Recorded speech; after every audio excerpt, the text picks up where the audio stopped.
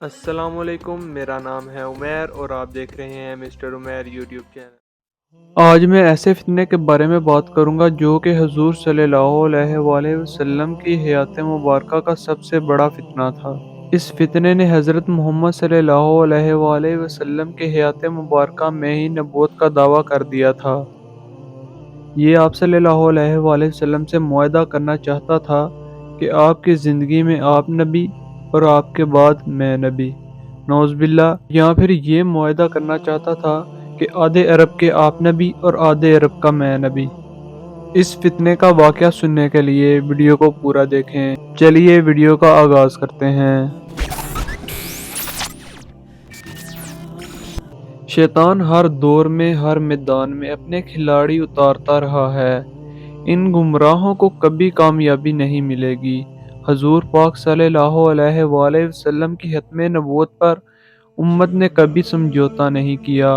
ہر جھوٹی نبوت کا اعلان کرنے والے کے خلاف امت نے ہمیشہ آواز اٹھائی اور اس کے خلاف پوری طرح جہاد کر کے اس فتنے کو ختم کیا۔ ان فتنہ پراندازوں میں سب سے خطرناک مسیلمہ کذاب تھا۔ مسیلمہ کذاب کا تعلق قبیلہ بنو حنیفہ سے تھا۔ یہ شخص بہت دھوکے باز تھا۔ اس نے حضور محمد صلی اللہ علیہ وآلہ وسلم کی حیات مبارکہ میں ہی نبوت کا دعویٰ کر دیا تھا۔ یہ بدبخت کہا کرتا تھا کہ محمد صلی اللہ علیہ وآلہ وسلم بھی اللہ کے رسول ہیں اور میں بھی۔ نبی اکرم صلی اللہ علیہ وآلہ وسلم نے اسے کذاب قرار دیا۔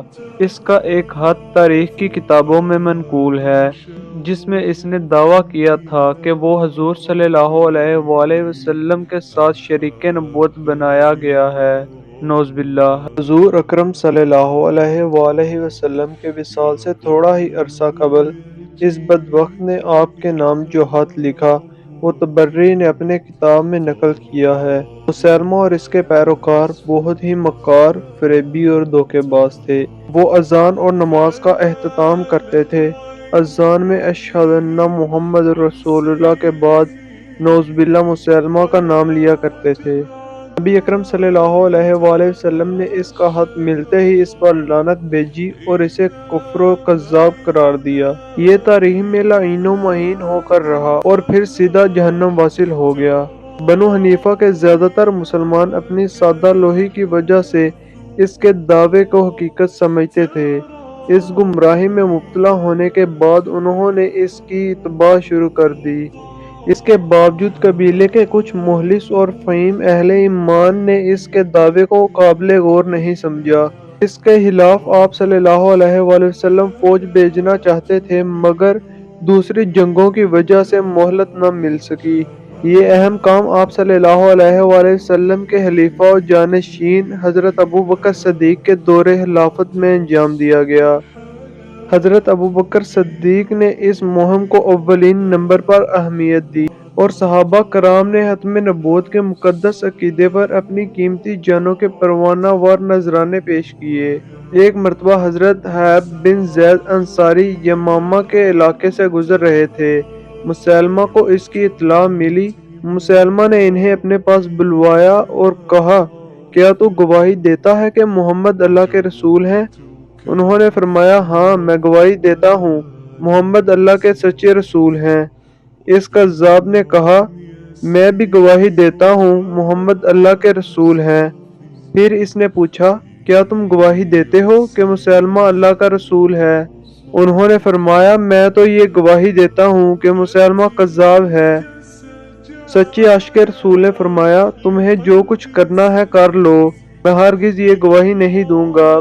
پھر اس نے حکم دیا کہ ان کا ایک ہاتھ کاٹ دیا جائے۔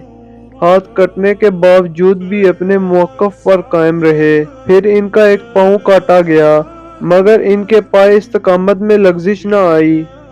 پھر دوسرا ہاتھ اور پاؤں بھی کاٹ دیے گئے۔ امام ابن کثرہ کے الفاظ ہیں کہ ان کا ایک ایک عضو کاٹ کر انہیں شہید کر دیا گیا مگر وہ اپنے موقف پر ثابت قدم رہے۔ مدینہ منورہ میں یہ خبر پہنچی تو حضرت ابوبکر صدیق اور باقی صحابہ کرام بہت غم زدہ ہوئے۔ مگر شہید ختم نبوت کی اس مشکل ترین کیفیت میں جرت اور استقامت نے ہر مومن کو مطمئن کر دیا۔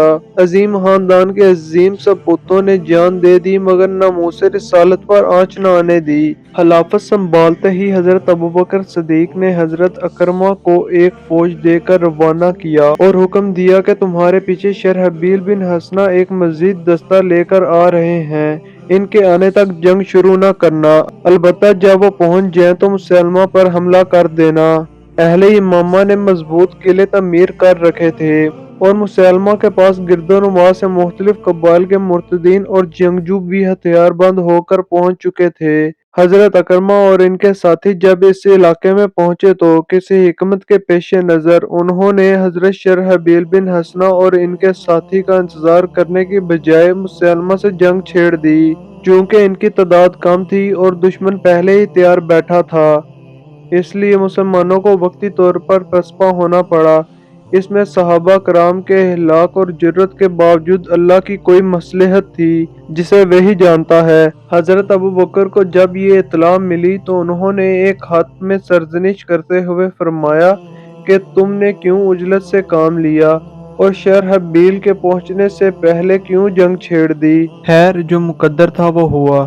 آپ مدینہ واپس آنے کی بجائے مہرہ اور عمان کے مرتدین کے خلاف لڑنے کے لیے حذیفہ اور ارجفہ سے جا ملو، اور جب وہاں سے فارغ ہو جاؤ تو پھر حضر موت اور یمن کے مرتدین سے لڑنے کے لیے مہاجر بن ابی امیہ کے پاس چلے جانا۔